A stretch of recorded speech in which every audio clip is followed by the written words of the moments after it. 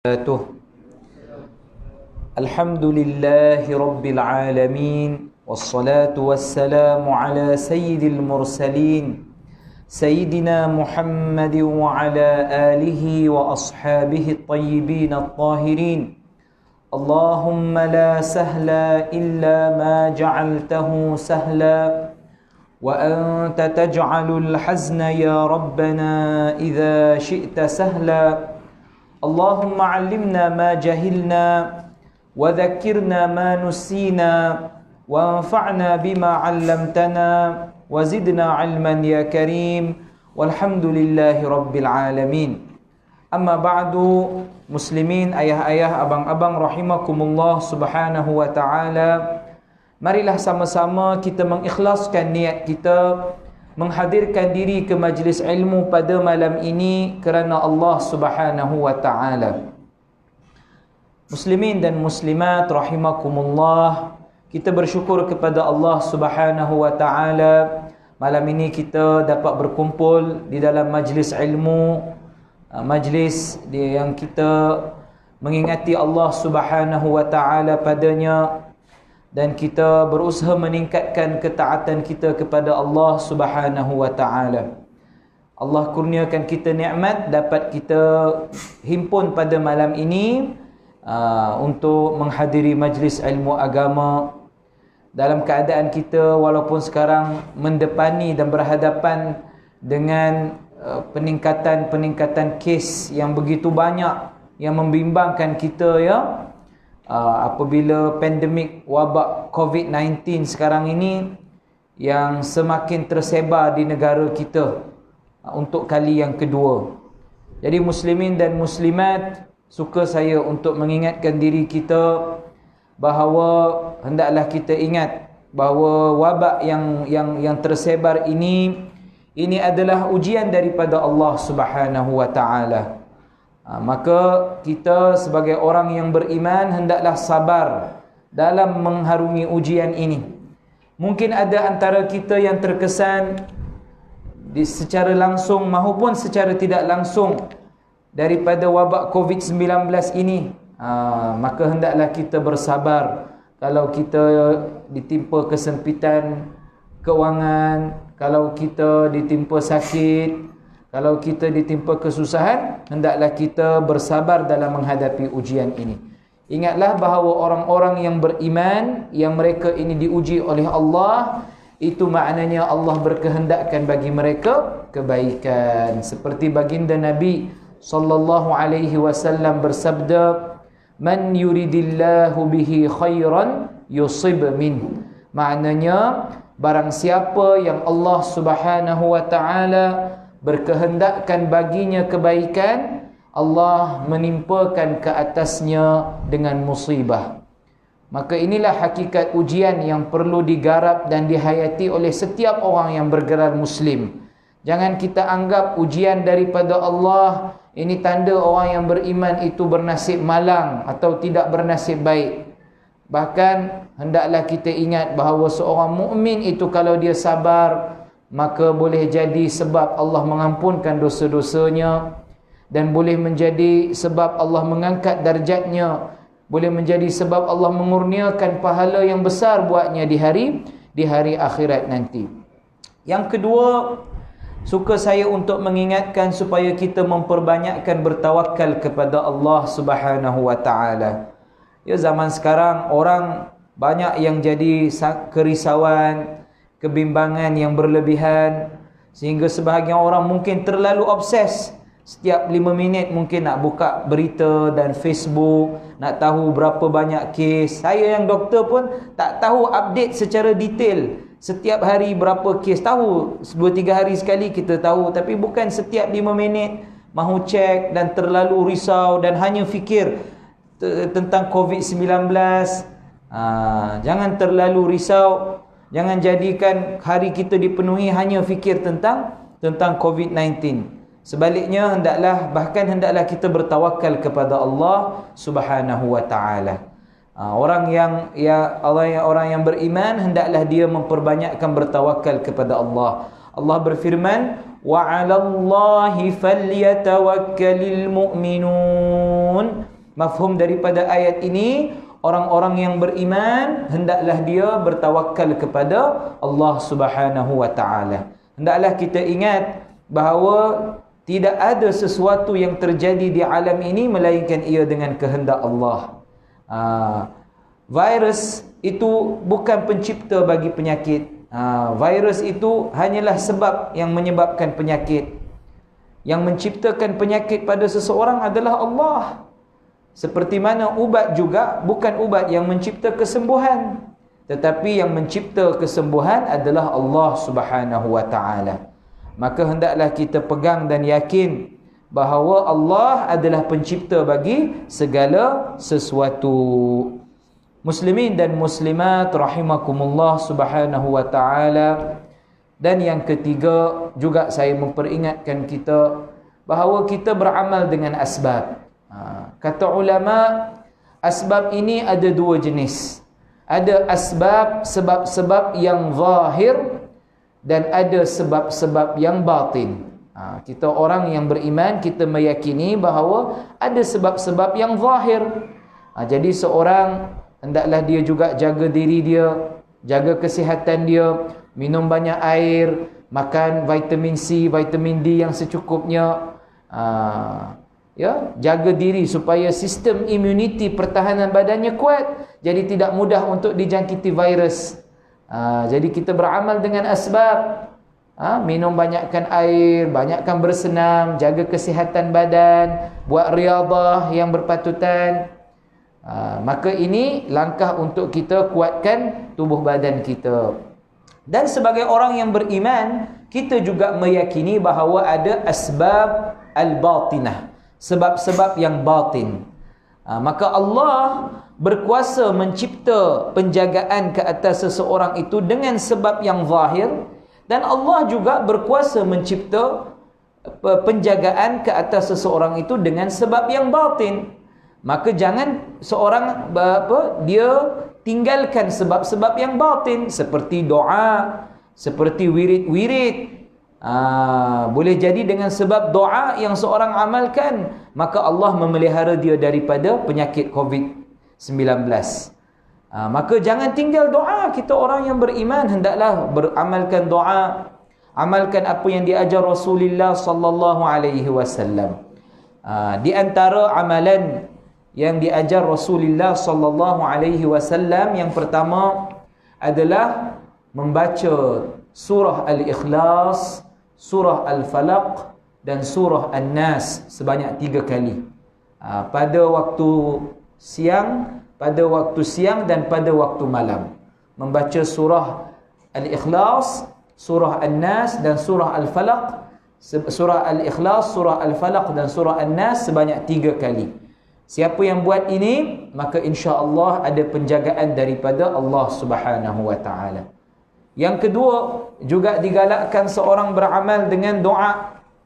Dan saya baca semua doa-doa dan wirid-wirid yang saya akan baca ini, semuanya diijazahkan oleh guru saya kepada saya. Maka saya kongsikan untuk amalan tuan-tuan semua. Tuan-tuan ikut saya. Yang pertama, Allahumma afini fi badani, Allahumma afini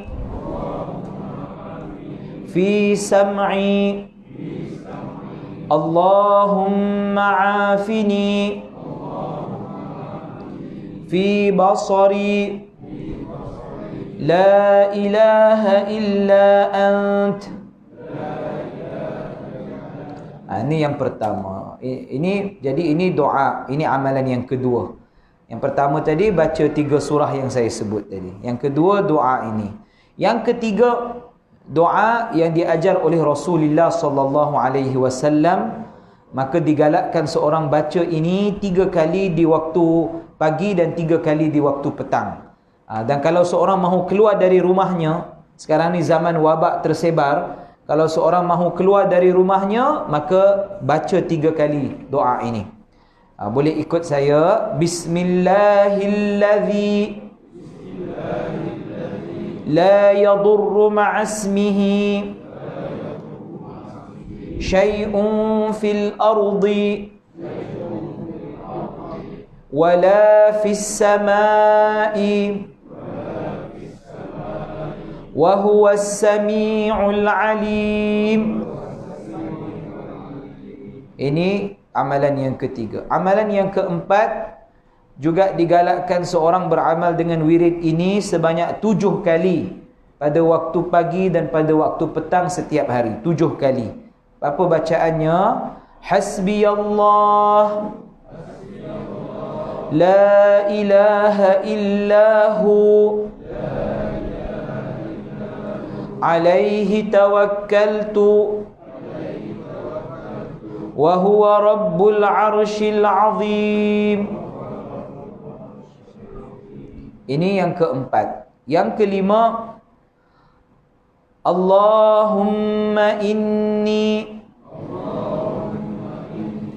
a'udzu bika minal barasi wal junun wal judham wa min sayyi'il asqam. Ini yang ke-5. Yang ke-6 adalah tahassantu bidzil izzati wal jabarut wa'tasamtu bi rabbil malakut wa tawakkaltu alal hayyil ladzi la yamut. Allahumma asrif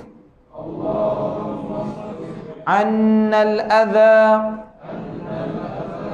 innaka ala kulli syai'in qadir. Yang ini dibaca sebanyak 3 kali. Doa-doa ini saya kongsikan untuk tuan-tuan amalkan. Sini saya bawa satu nuskha, saya serahkan kepada AJK. Apa? Abuya ke siapa? AJK surau ini. Jadi boleh difotostat dan diedarkan kepada semua jemaah yang hadir ataupun yang tak hadir. Ya. Ini saya sampaikan kepada siapa? Siapa nak wakil ambil? Boleh ya. Jadi insya-Allah boleh difotostat dan diedarkan kepada semua ahli jemaah. Barakallahu fikum wa ahsanallahu ilaikum. Moga-moga Allah memelihara kita dan keluarga kita daripada jangkitan wabak COVID-19. Amin ya rabbal alamin. Kita sambung kitab kita sampai mana kita tuan-tuan?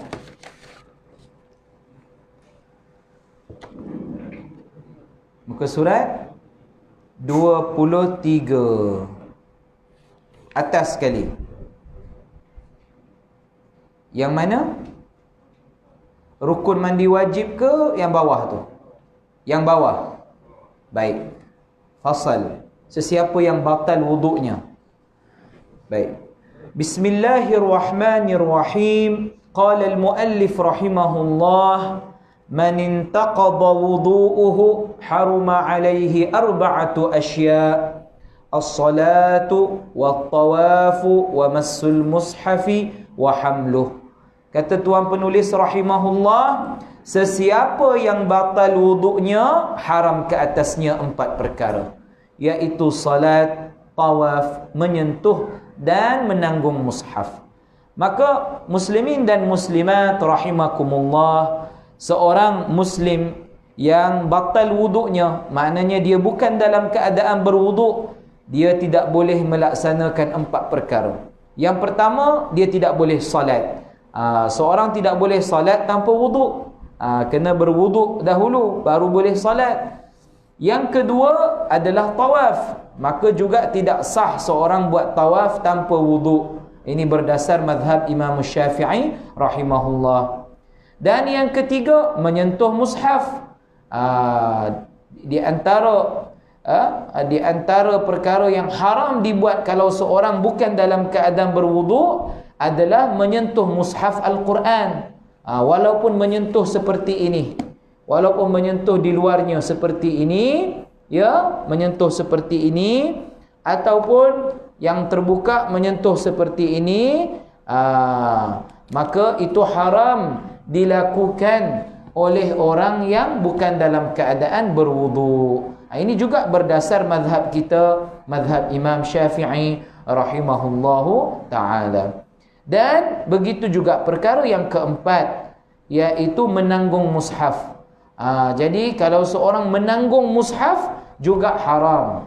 Walaupun seorang itu menanggung mushaf tanpa menyentuh mushaf, maka itu tidak dibenarkan kalau dia bukan dalam keadaan berwuduk berdasar mazhab kita, mazhab Syafi'i. Bagaimana contohnya seorang itu menanggung mushaf tanpa menyentuhnya? Misalnya seorang letak mushaf Al-Quran dalam beg galas. Maka kalau dia dalam keadaan berwuduk, dia tidak boleh untuk menanggung mushaf itu walaupun dengan mengangkat beg tersebut. Tidak dibenarkan. Ya, tidak boleh. Maka kalau orang yang bawa mushaf Al-Quran dalam beg tangan atau dalam backpacknya, ya, maka tak boleh bagi dia untuk tanggung mushaf itu walaupun dia tidak sentuh kalau dia tak ada wuduk, kalau dia bukan dalam keadaan berwuduk. Maka hendaklah kita jaga diri kita dari perkara-perkara ini. Adapun ulama juga sebut bahawa kalau contohnya dalam beg seseorang itu ada lebih daripada mushaf, ada mushaf Al-Quran, ada mafhum dari kata-kata ulama. Kalau dalam beg seseorang itu ada buku tulis, ada mushaf Al-Quran, ada bekas pensel, ya, ada banyak perkara dalam beg tersebut. Salah satunya mushaf Al-Quran. Maka kalau seorang dia tanggung beg itu dengan niat untuk nak menanggung selain mushaf Al-Quran, dengan niat contohnya nak tanggung bekas pensel yang ada dalam begnya itu, maka di sini dia tidak jatuh dalam maksiat.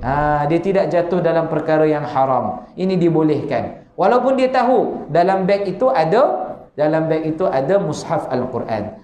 Maka kalau tuan-tuan bukan dalam keadaan berwuduk, mahu tanggung beg tu ada banyak barang dalam tu, ada mushaf Al-Quran, ada pencil box, ada buku tulis, ada buku nota, ya, maka tuan-tuan niat tanggung beg itu niat untuk tanggung perkara yang selain mushaf itu, seperti nak tanggung pencil box ataupun buku nota, ya, ataupun bekas pensel dan selain sepertinya. Jelas, ya? Maka yang buat seperti itu dia tidak jatuh dalam haram, dia tidak jatuh dalam maksiat. Baik. Seterusnya kata penulis rahimahullah, wa yahrumu 'alal junubi sittatu asya' as-salatu wat-tawafu wa massul mushafi wa hamluhu wal lubthu fil masjidi wa qiraatul Quran. Haram ke atas orang yang berjunub itu 6 perkara, iaitu salat, tawaf, menyentuh dan menanggung mushaf, diam di dalam masjid dan membaca Al-Quran. Jadi kalau orang yang bukan dalam keadaan berwuduk tadi, haram ke atasnya 4 perkara. Kalau orang yang dalam keadaan berjunub, misalnya seperti seorang suami yang telah bersetubuh dengan isterinya dan dia belum mandi wajib, maka dia ini dalam keadaan berjunub. Haram ke atasnya 6 perkara. Apakah 6 perkara itu? Yang pertama adalah salat, seperti mana yang haram dilakukan oleh orang yang bukan dalam keadaan berwudu, dan juga tawaf dan menyentuh Al-Quran, dan menyentuh mushaf Al-Quran dan menanggung mushaf Al-Quran. Jadi 4 daripada 6 itu sama seperti perkara-perkara yang diharamkan ke atas orang yang bukan dalam keadaan berwuduk. Cuma ada tambahan bagi orang yang berjunub ini 2 perkara yang haram dilakukan oleh mereka dalam keadaan berjunub. Apa dia? Iaitu yang kelima, diam di dalam masjid. Maka orang yang dalam keadaan berjunub tidak boleh baginya untuk diam di dalam masjid. Ya. Jadi kalau ada, dia tak boleh masuk dan duduk diam dalam masjid, tak boleh. Itu maknanya.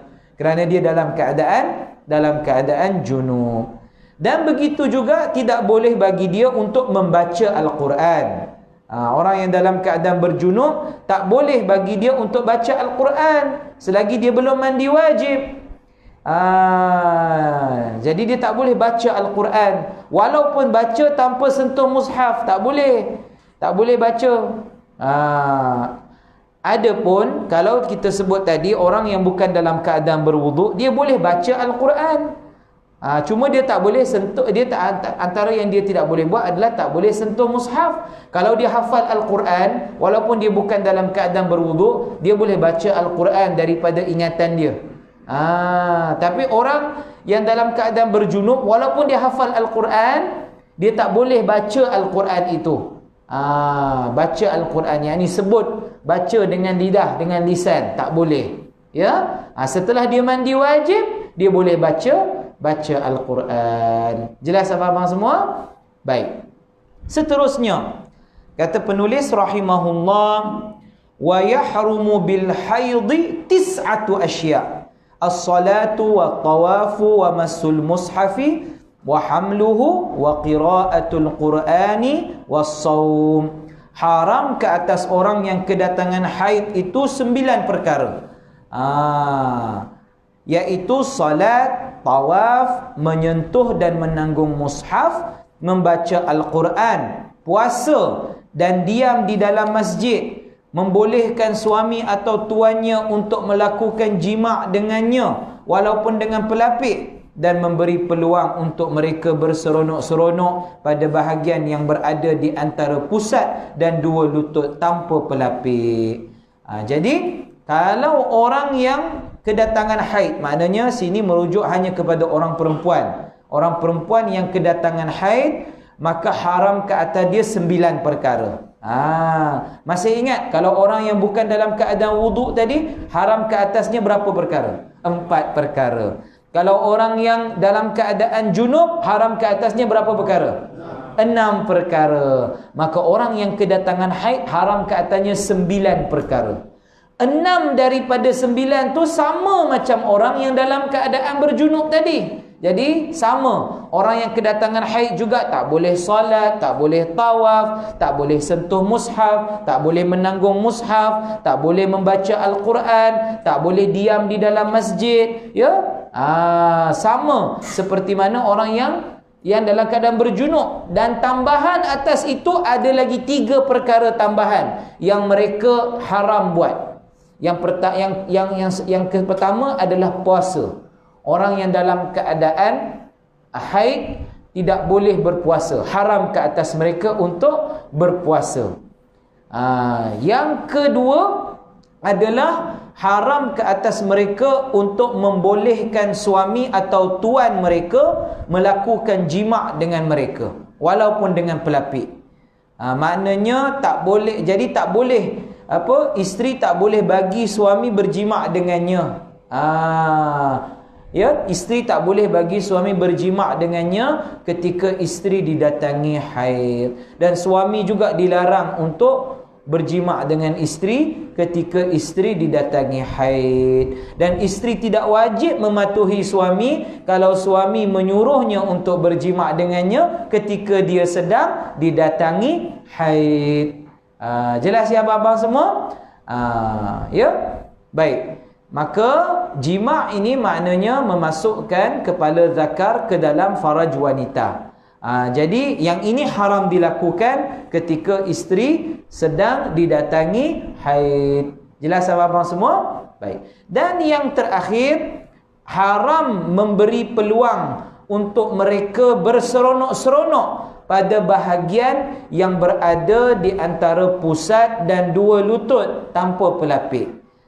Begitu juga tidak boleh bagi orang perempuan ni bagi peluang dekat suami mereka untuk nak berseronok-seronok pada bahagian yang berada di antara pusat dan dua lutut orang perempuan itu tanpa pelapik.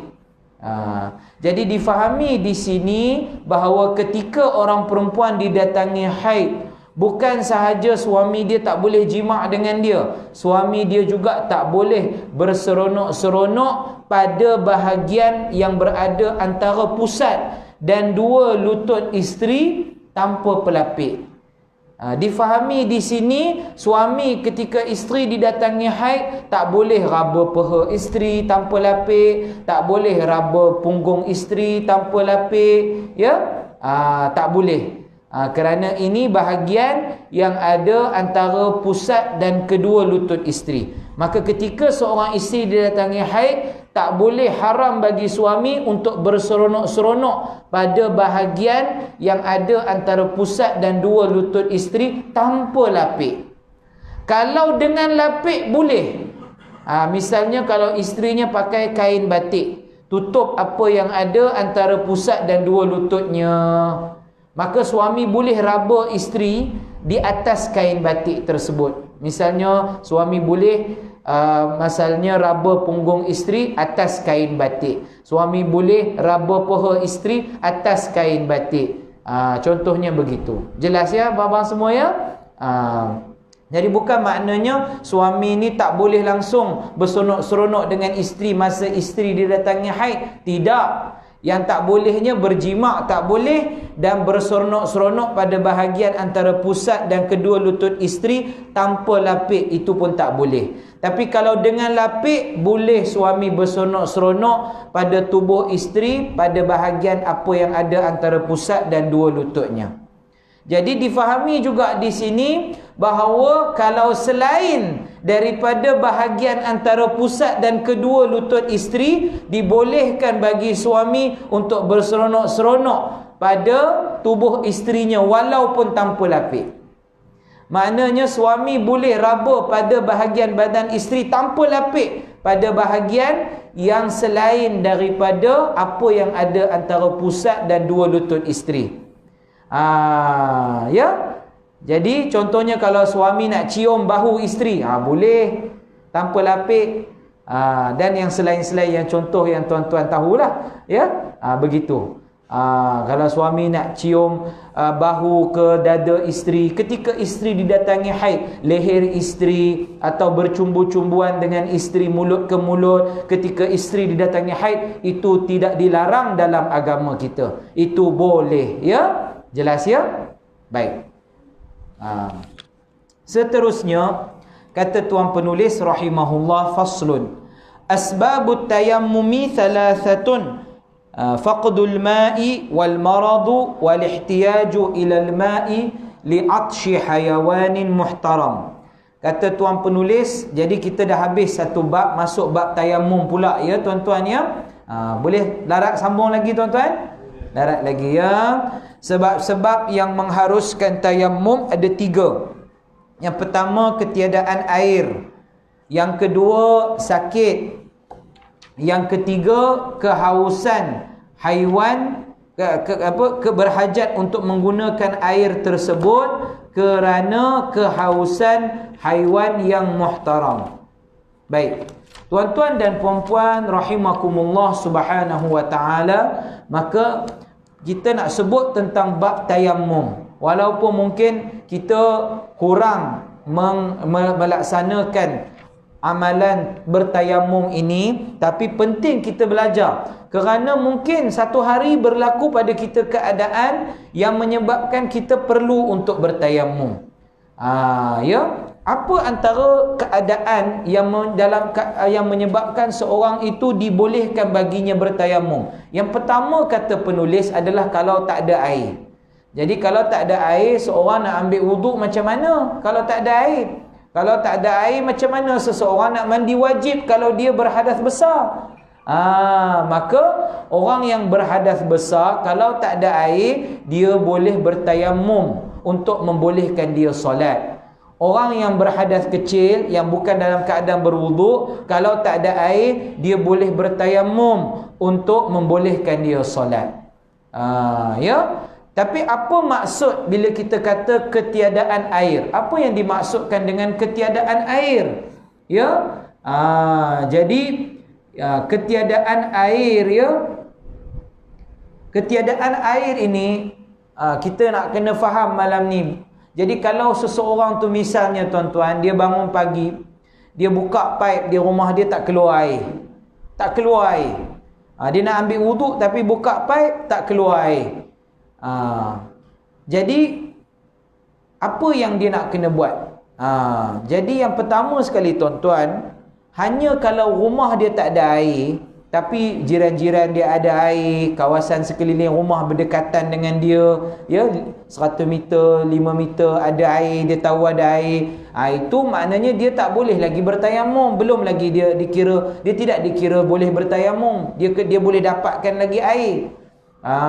Macam mana nak tahu dia ni boleh bertayamum? Jadi berdasar apa yang ulama ajar, kalau seorang itu dia di satu tempat yang mana dia tahu bahawa dia yakin, dia pasti bahawa dalam lingkungan 3,000 hasta keliling dia, 3,000 hasta keliling dia ada air, maka dia tidak bertayamum. Dia dapatkan air tersebut untuk berwuduk atau mandi wajib. 3,000 hasta ni panjang mana tuan-tuan? 3,000 hasta ni lebih kurang 1,410 meter. 1,410 meter. Dekat dengan 1,5 kilometer dah lah. Jadi kalau tuan-tuan tahu dalam lingkungan sekitar 1,410 meter keliling tuan-tuan ni ada air, maka tuan-tuan tidak bertayamum, tuan-tuan dapatkan air tersebut untuk berwuduk. Contohlah, contohnya kita tanya Abuya, rumah berapa jauh daripada surau ni? Berapa jauh? 1 kilometer sampai? Tak sampai. Berapa meter lebih kurang? Lebih kurang 200 meter. Jadi misalnya Abuya bangun pagi, buka paip, dapat air tak keluar, maka Abuya tak boleh terus bertayamum. Kalau dia tahu, dalam keadaan dia tahu bahawa di surau ini yang 200 meter saja lebih kurang dari rumahnya ada air, maka dalam keadaan ini dia bukan kira dibolehkan baginya untuk bertayamum, malah dia hendaklah datang surau ini dan wuduk guna air di surau ini. Contoh begitulah. Ataupun kalau surau ni pun tak ada air, tapi rumah jiran dia ada air, maka dia minta dekat jirannya air, minta air untuk berwuduk. Ataupun misalnya 500, kalau 500 meter dari rumah Abuya ada kedai runcit yang jual air dengan harga yang standard, maka dia beli air itu. Dia tidak bertayamum lagi dalam keadaan ini. Jelas ya? Maka ini situasi yang kita sebut ini dalam keadaan seorang yakin bahawa sekitar dalam lingkungan 3,000 hasta keliling dia ada air. Kalau dia berada di tempat yang dia tak pasti, dia tak tahu ada tak air dalam lingkungan 3,000 hasta keliling dia. Mungkin seorang itu musafir, naik highway, tiba-tiba kereta dia rosak tengah jalan. Keliling ni hutan belantara. Highwaynya pula highway yang orang jarang-jarang lalu. RNR pun sangat jauh lagi. Maka masuk waktu maghrib, maka dia mahu solat. Jadi mungkin dia nak air tapi tak ada air, maka dia tak tahu dalam lingkungan 3,000 hasta keliling dia ini adakah ada air ataupun tak ada, kerana dia tak nampak air, dia hanya nampak hutan belantara sekelilingnya. Dalam keadaan ini dia wajib untuk dia cari air, tapi bukanlah wajib dia cari keseluruhan 3,000 hasta keliling dia, tak. Wajib untuk dia cari sekitar 141 meter keliling dia sahaja. Sekitar 141 meter keliling dia sahaja. Jauh tak tuan-tuan 141 meter? Tak jauh sangat. Ya, kalau kita tengok orang yang pertandingan lumba lari tu, dia lari berapa meter? 100 meter kan? Tambah sikit. Kalau 141 meter. Jadi orang ini dia cari sekitar 141 meter keliling dia. Kalau dia tak jumpa air, maka dia boleh bertayamum.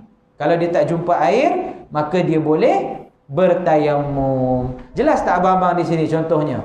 Jelas ya? Begitulah kaedahnya. Ya. Yang kedua, kalau seorang itu sakit, maka dibolehkan baginya bertayamum. Tapi apa yang dimaksudkan dengan sakit, ya? Bukan semua jenis sakit membolehkan seseorang itu untuk bertayamum, ya. Kalau seseorang dia kata, hari ni saya sakit perut lah, cirit-birit, ataupun ada migrain sikit, jadi itu tak ataupun batuk, kahak hijau, itu bukan sakit yang membolehkan dia bertayamum. Ataupun mungkin seorang tu demam, kalau kena air dia rasa sejuk sikit. Dia kadang-kadang kita demam ni macam sensitif sikit kulit, dia rasa sejuk sikit. Setakat rasa sejuk sikit, itu bukan sakit yang membolehkan dia untuk bertayamum. Tapi sakit yang membolehkan seorang untuk bertayamum adalah sakit yang kalau seseorang menggunakan air akan memudaratkan dia.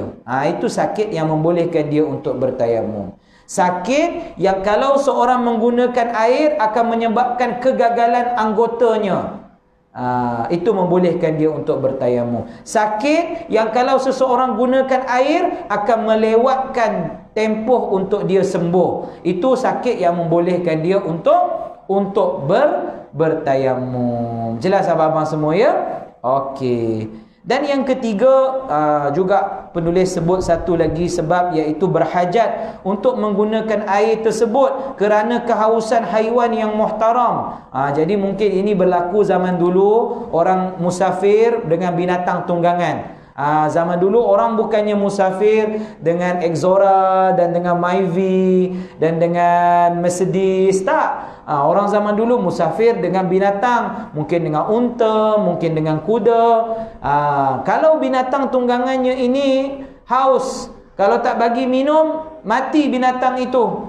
Dan air dia ada tak banyak, sama ada dia nak bagi binatang dia minum kerana binatang tu haus, kalau tak minum mati, ataupun dia guna air tu untuk dia berwuduk. Dalam keadaan ini, berdasar apa yang ulama ajar, dia bagi air tu pada binatang itu dan dia boleh bertayamum. Dia boleh bertayamum. Jelas abang-abang semua ya? Barakallahu fikum. InsyaAllah pada bulan depan kita sambung dengan lebih terperinci tentang kaedah bagaimana cara untuk seorang melaksanakan ibadah tayamum. Barakallahu fikum wa ahsanallahu ilaikum wa jazakumullahu kulla khair. Kita tahlil 3 kali dan selawat. La ilaha illallah, la ilaha illallah, la ilaha illallah. Allahumma salli ala sayyidina Muhammad wa ala alihi wa sahbihi wa sallim. Assalamualaikum warahmatullahi wabarakatuh. Saya minta diri dulu, saya ada program satu lagi lepas Isyak. Assalamualaikum.